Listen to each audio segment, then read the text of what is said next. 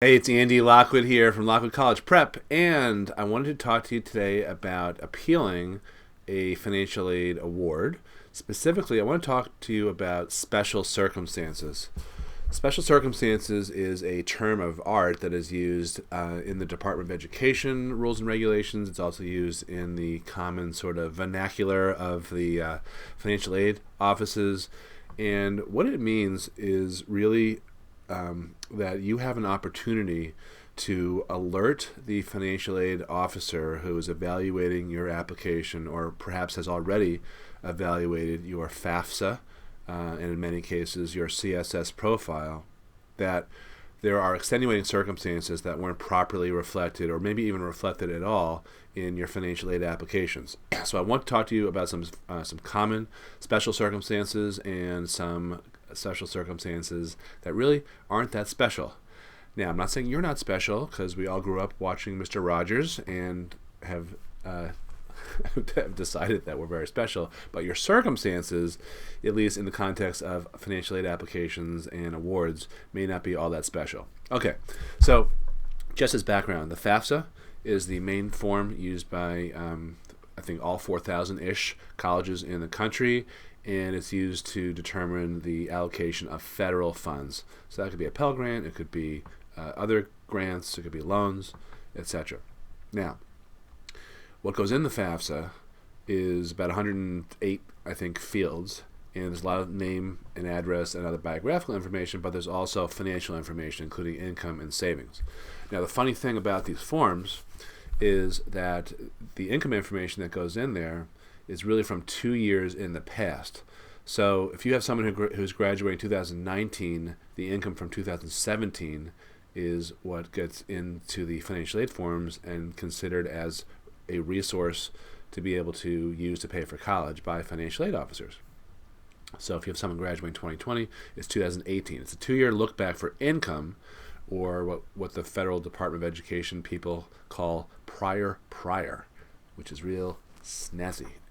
So the problem inherent in this is that if you are receiving a financial aid award right around now, I'm recording this in March of 2019, and your income in 2017, almost more than 2 full years ago, was dramatically different, that will not have been reflected at all anywhere on the FAFSA.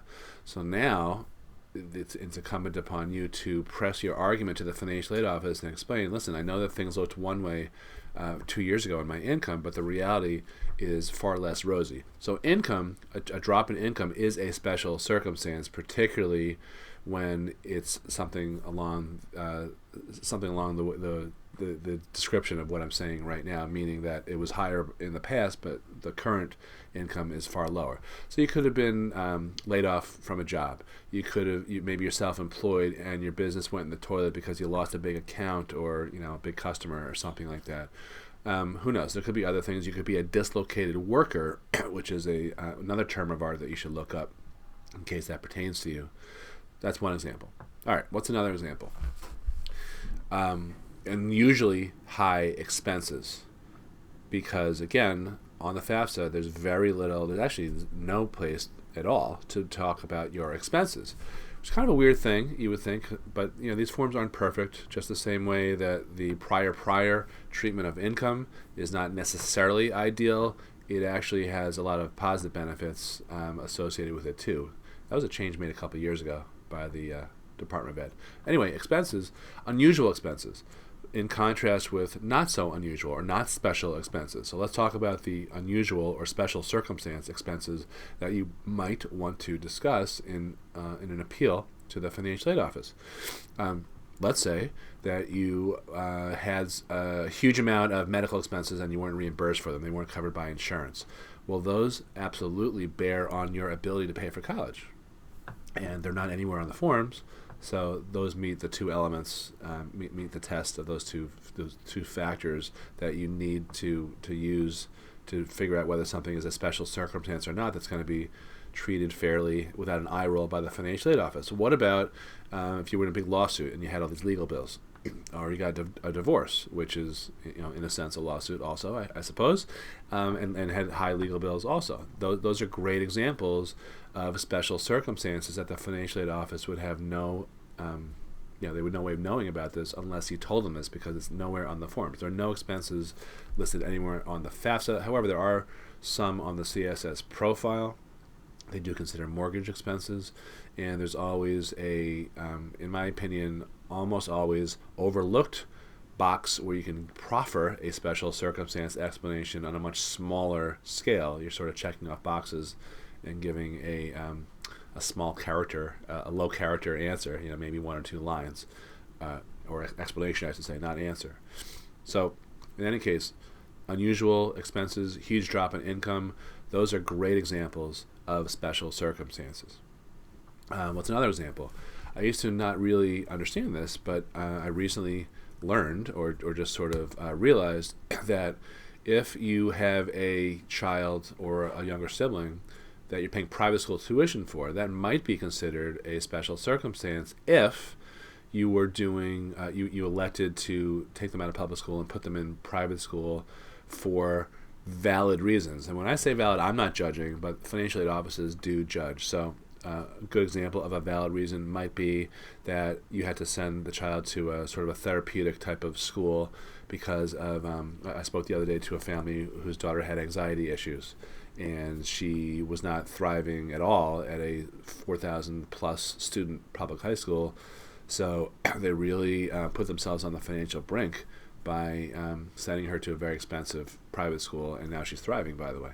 Another type of situation like that would be a Jesuit school or a Catholic school, or one of the Holy 12 colleges, BC, Villanova, Notre Dame, etc., that value your parental decision to stick your kid in a parochial secondary school, like a Saint this or a Saint that type of high school.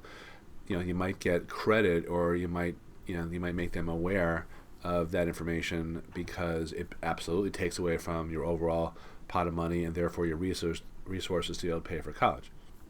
So sometimes that gets disclosed if you're filling out a CSS profile, which is taken only by about 400 colleges in the country.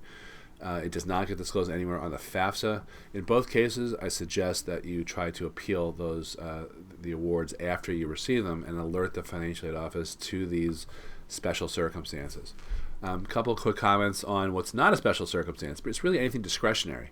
So if you try to say, and I've actually heard what I'm about to share with you, so it's don't, you may laugh at them, but they are fact-based. Let's say your kid went to summer camp. You have to send 3 kids to summer camp. That is not a need. That is a want. That is discretionary. That will not rise to the level of a special circumstance where you're compelled to do something that's going to take away from your resources to pay for college. If you're a realtor and you need to have a fancy schmancy automobile, 7 Series Beamer to be able to show for your clients around, that's not a special circumstance. You can't really make that argument. If you have a lot of credit card debt and it's related to discretionary expenses, travel to foreign countries and dining out and things like that, I wouldn't try that. But if you can prove that the source, of the bills were non-discretionary, meaning medical or legal or something like that, then yeah, you can probably get away with it.